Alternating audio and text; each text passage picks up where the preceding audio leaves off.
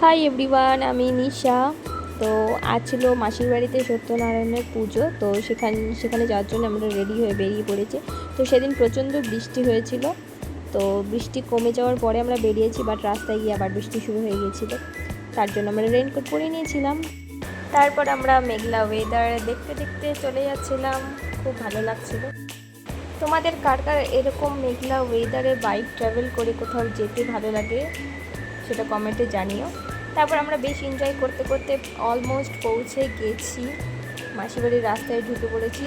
আর জানিয়ে রেখে মাসিবাড়ির সামনেই কিন্তু আছে মায়ের মন্দির। এই মন্দিরটা খুবই জাগ্রত আর বেশ ভালো লাগে, গ্রাম্য পরিবেশ। বাড়ির সামনেই মন্দির। তো তোমাদের সাথে গল্প করতে করতে বাড়িতে চলে এলাম।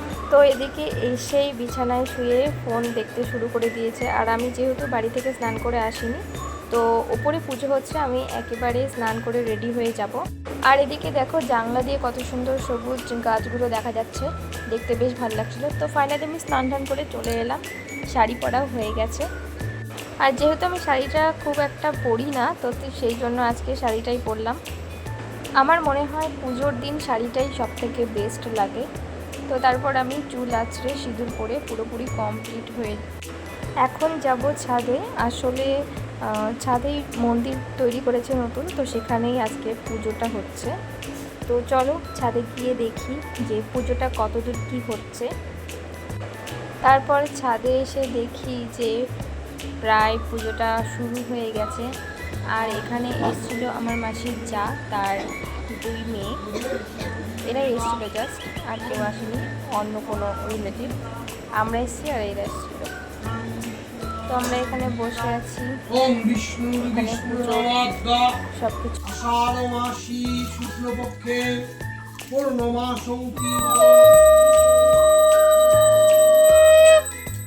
পুজো তো হয়ে গেল, আমি নিচে আসলাম। আর এদিকে দেখো, ওই যে ওরা মাছ ধরছে পুকুরে।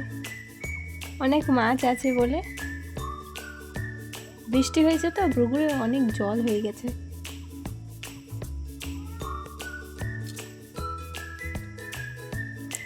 কি যে মাছ পাবে নাকি শুধু শুধু টাইম ওয়েস্ট করছে কে জানে।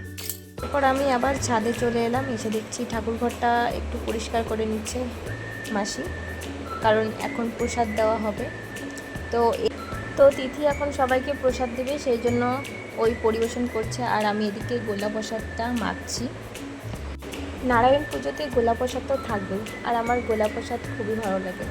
তো তারপর আমরা সবাইকে দিয়ে নিজেরাও প্রসাদ খেতে বসে গেছি। এখানে আমার ননদও খাচ্ছে। তো এখানে ফলমূল প্রসাদ খাওয়া হয়ে গেছে। তো তারপর এখানে রান্নাবাড়ি চলছে, খিচুড়ি ঘাটি। আর এখানে সবাই বসে বসে সবাই গল্প করছি। তো তারপর আমি নিচে চলে এসেছি। যে বাবু শুধু লজ্জা পায় ক্যামেরার সামনে এলেই। এই যে ওরা মাছ ধরেছে, 3টে মাছ।